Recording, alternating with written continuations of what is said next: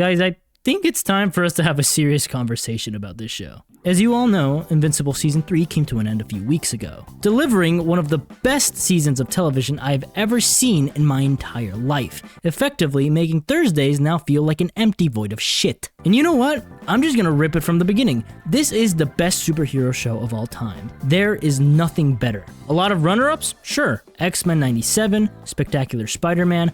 I personally love the first few seasons of Young Justice, and no, I have not watched Batman the Animated Series yet. I'll get to it, I promise. All of these shows are incredible in their own right, but I don't know what type of witchcraft this show is doing, but none of these other shows have ever even come close to the peaks of Invincible. Spoilers for Season 3, I'm diving right in. For context, I have read the Invincible comics to a certain extent. Don't freak out, I'm not going to spoil anything. I could probably tell you what's going to happen up to Season 5 in fairly good detail, but after that, I'm pretty much blind apart from some events that were spoiled for me. So obviously, my expectations for the season were through the roof, because I knew this season was going to be a banger. But to be honest, I had always thought that Season 1 of Invincible really couldn't be topped. As you may or may not know, they changed quite a few things from the comics in Season 1, which made the show a lot better. You combine that with having J.K. Simmons voicing Omni-Man and Steven Yeun voicing Mark, and you got yourself a mean recipe for some cinema, let me tell ya.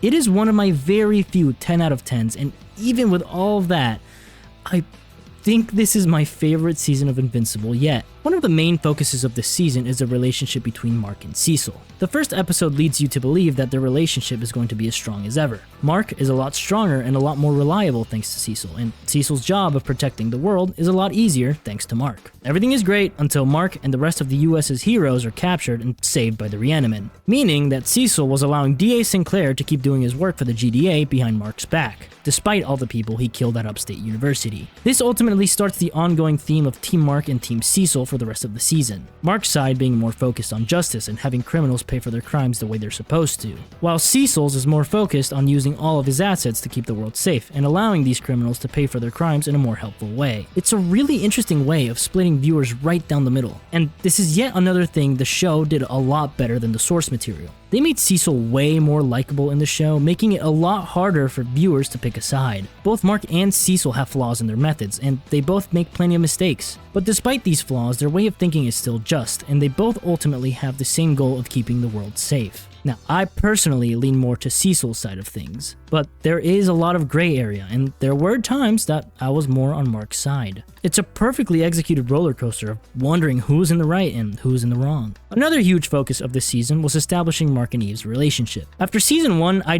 don't think there was a single Invincible fan who liked Amber's character in the show. They definitely tried to get viewers to like her more in Season 2, but I think the damage was already done. I'm pretty sure everybody was celebrating once they knew this shit was cooked. The biggest issue Mark and Amber had was that Amber would ultimately never be able to truly stand by Mark's side. On her side of things, Mark was always canceling, disappearing, or almost getting her killed because of his superhero life. While on Mark's side of things, Amber could never really give him the support he needs from his partner. At the end of the day, she's a normal girl and she could never truly understand what it's like to go out there and almost die protecting the world. The relationship was doomed from the start, but with Mark and Eve, we see very quickly that this is not the case. Eve is Mark's rock throughout every single episode of the season. When he's upset, she's by his side. When he doubts himself, she reassures him. When he's in trouble, she fights to protect him. Eve is quite literally the GOAT of superhero partners, and I will die on this hill. Without Eve, Mark would be so lost, if not probably dead.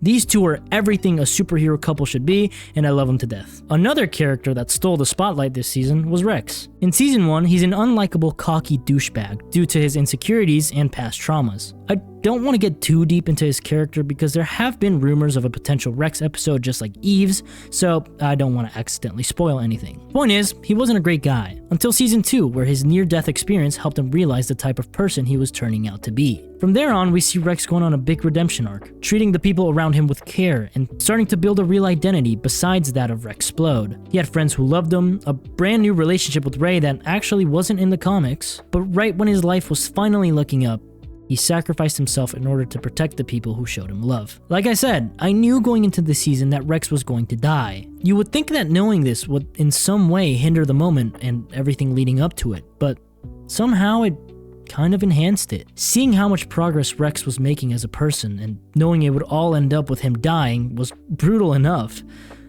But then you guys put on Billie Eilish after all the shit you just put me through? You guys are assholes. Pour one out for my guy Rex, man. Truly one of the best characters in this show. All the other characters we know and love from past seasons also continue to be big parts of why this show is so damn good. Debbie is still easily one of my favorite characters, and seeing her be the strong, loving mother that she is always very heartwarming. Robot, now going to be known as Rex, and Monster Girl also get some progression in their relationship, which is nice to see. And while Mark and Eve were, having...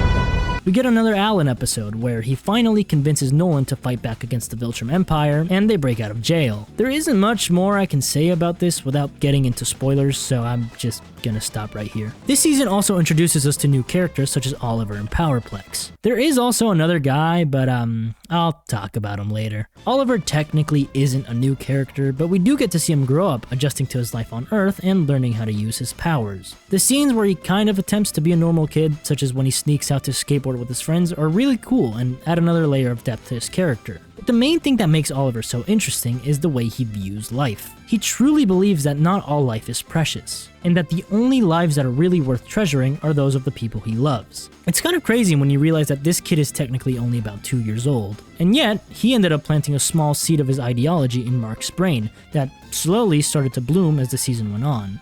With the final episode showing us how Mark will no longer hesitate to kill someone as long as it meant preserving the life of someone he cares about. Powerplex, on the other hand, was a dude who lost his sister during Mark's fight against Nolan in Season 1. What's really cool is that this mother and child Mark attempted to save during the fight in Season 1 was revealed to actually be Powerplex's sister, which ends up making this scene even more powerful than it already was. Powerplex believes that Invincible shouldn't be able to simply move on with his life after all the lives he and his dad took during their fight. While we, the viewer, kind of understand that this wasn't Mark's fault, it does give us a perspective of what it was like to be a normal civilian during that terrible day, making the events of Season 1 really feel like a tragic historical event, which is a point that I think is really important to emphasize. Apart from that, he also gives us one of my personal favorite title drops in the show, and Aaron Paul had a great performance. I saw a few people saying that they couldn't unhear Jesse, but I've never actually watched Breaking Bad before, so I didn't really have that problem. You know, I just realized I admitted to you guys that I've never watched the animated series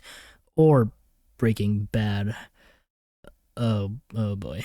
We also get to meet a bunch of Mark's variants during the Invincible War, where Omni-Mark doesn't die to a fucking yo-yo. Seriously though, shout out Angstrom for making this episode possible. The Invincible War was easily the thing I was looking forward to the most, besides, that other fella. And I gotta say, Angstrom, you really redeemed yourself after not giving me a Spidey cameo in Season 2. Speaking of cameos, we didn't get to see Spawn, but that was expected. But we did get to see Tech Jacket, which was really cool. To be honest, I didn't think they were going to put him in there. But alright. Let's talk about this succulent reminder of my own inadequacies. Even non-comic readers had heard whispers of this mysterious character from Invincible known as Conquest. So it's safe to say this was the most anticipated episode of the entire season. People online were constantly complaining about the animation being bad both in this season and the last, and well, this fight definitely shut them up. We get an incredible sequence of Mark just getting clobbered across the globe with some beautiful animation to accompany it. In fact, the best animation we've gotten in this show so far. And I don't think people realize how impressive this is.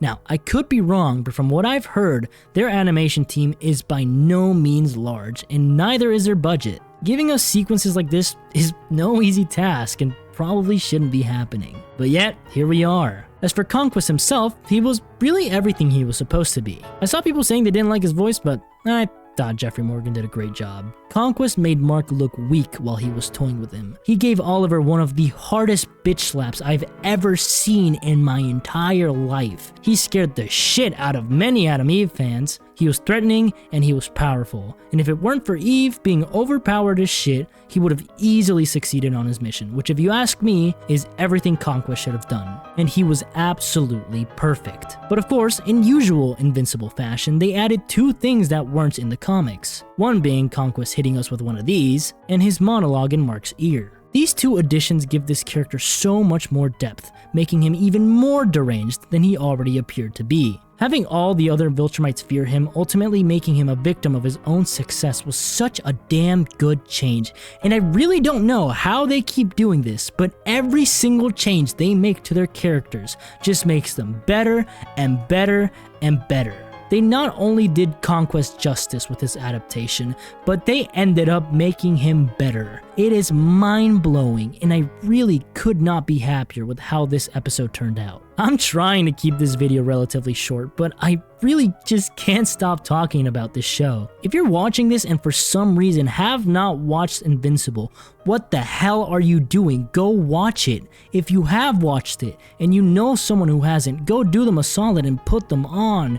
Please! I mean it with every fiber of my being when I say that this show is truly a once-in-a-lifetime piece of art. Everything about this show is perfect in my eyes, and I really can't wait for season 4 next year. To absolutely no one's surprise, this is my first 10 out of 10 on this channel, and frankly, there's no show more deserving of it than this one. Anyways, thank you so much for watching. If you enjoyed, go check out some of my other videos. I think I got a few in there that are worth watching. Let me know your thoughts on Invincible Season 3 in the comments. Are you Team Cecil or are you Team Mark? Anyway, thanks again, and I'll see you later.